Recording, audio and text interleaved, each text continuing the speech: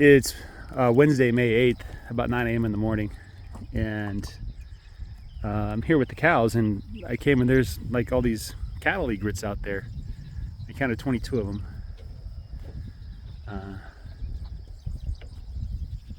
24, I guess. I can't count very well. But last night I was uploading videos and looking at old footage, and Greg Judy mentions this in his video a couple days ago about his cattle skirts being finished. And there is another fellow, I think it's Birchfield Farming. I'll link to his video too. I'll link to Greg Judy's video so you can watch that as well. He talks about it a little bit in that video. So the concept that I wanted to talk about this morning, this is on my mind, so I wanted to talk about it before I forget, is this concept of total grazing. Now, I'm sure that the total grazing system, capital T, capital G, is not what I think a lot of people that don't understand these things talk about. And Birchfield Farms, or is it Grazing 360? I think it's been a Grazing 360, makes the awesome point where he says that there's basically two different styles of grazing, non-selective and selective.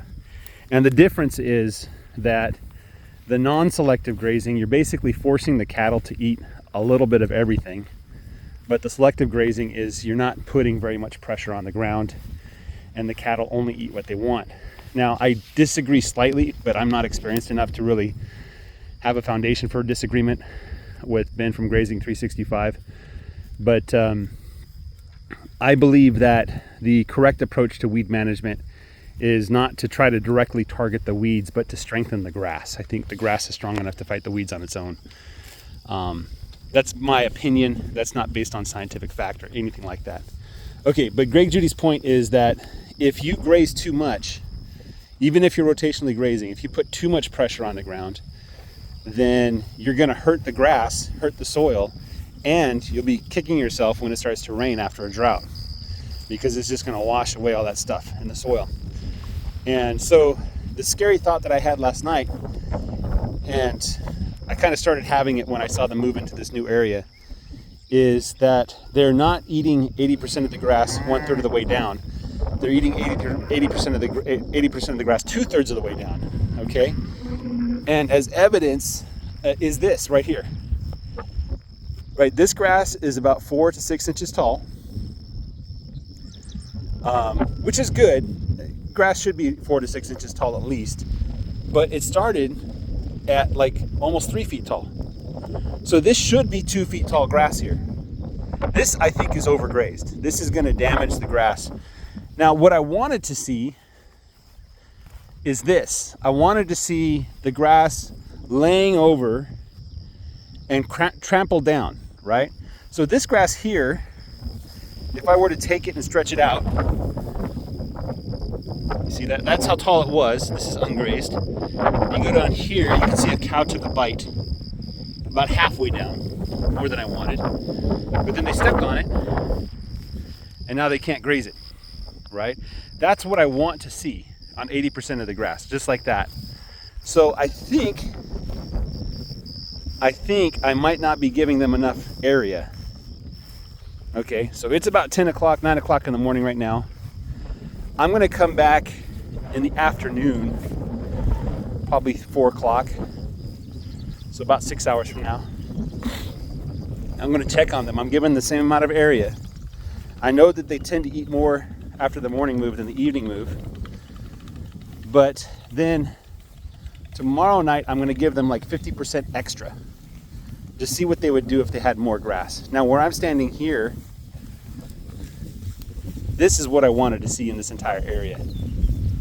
So I believe that I might have put them in too small of an area, and I was looking at the wrong signs.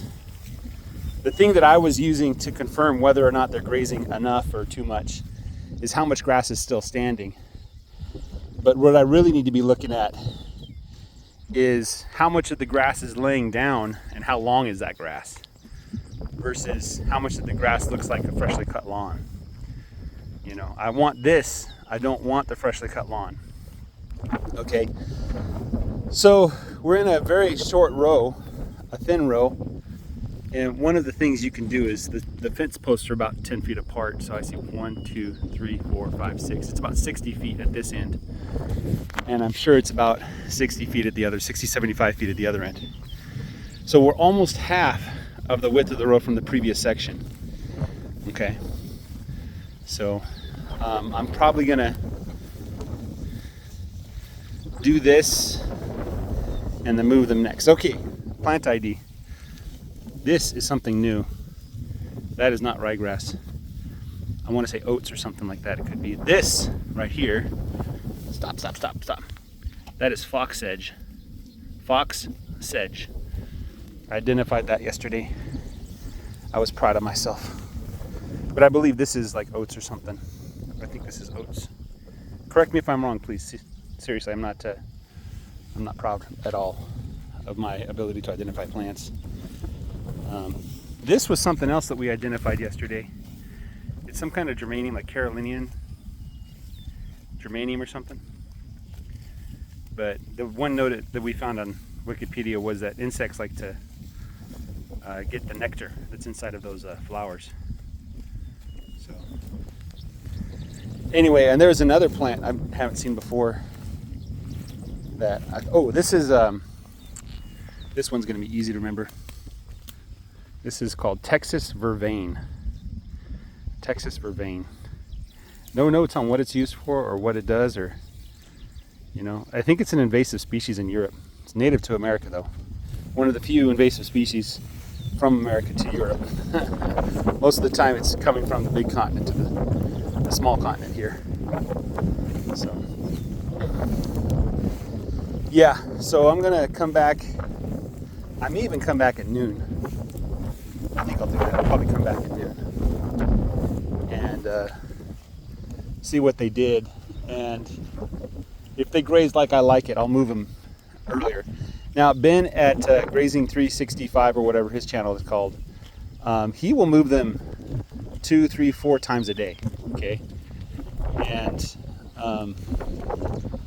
I haven't heard him say that he gets a lot of benefit from moving them 4 times a day, aside from he gets to control their grazing, right? I know Greg Judy did experiments back in the day with 3 or 4 moves a day. He does all kinds of strange experiments. Like he'll take the cows and just bottle them up tight in an area for 20 minutes and then move them again. I'm not brave enough to try that yet, but that's what he'll do. Okay, this is a concerning sign here. You know what that means? That means the grass is going to dry out soon. So we're basically at the end of the spring already. It's close. Yeah. I did make a blog post last night on my little blog. I might make a separate video about this, but Alan Westerfield, his latest video, at the end of the video, he talks about, I'll probably link this video as well, 3 videos in this video.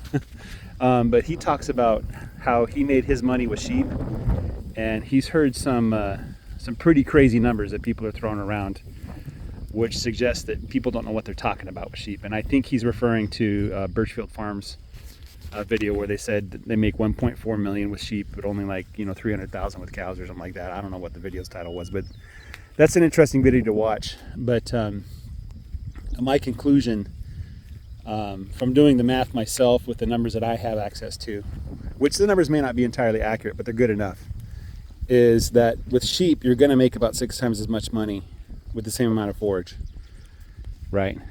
And 6 times is nothing to sneeze at. And in order for sheep to be break even with cows, like where it doesn't matter if you run cows or sheep, the sheep has to be less than a quarter of its current price. So right now it's about $5 a pound. It has to be about $1 a pound. If cattle are going to be $2.50 a pound, right? So it has to be less than half the price of cows per pound, because sheep are just that much more productive than cows. And that's just the biology. That's literally the biology. That's how much they eat, how much they grow, how much they breed, and how quickly they breed, right?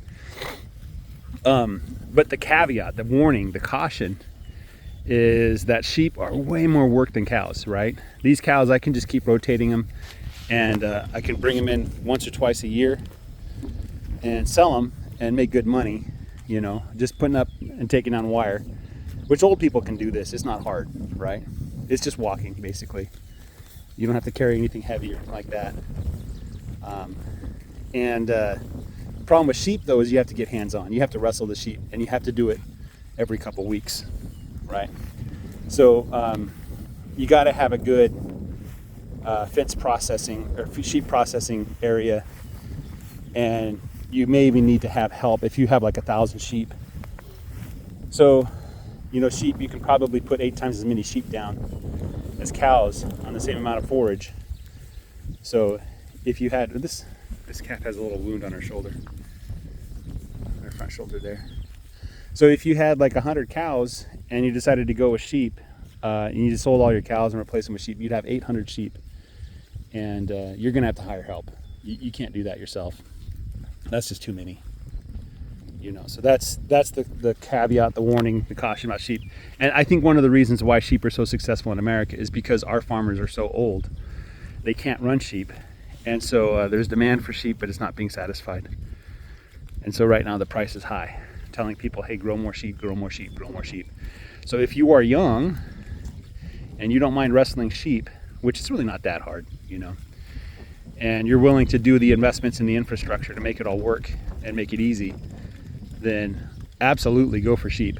You know, if you are older and you don't have the physical strength to wrestle sheep, you got to go with cows.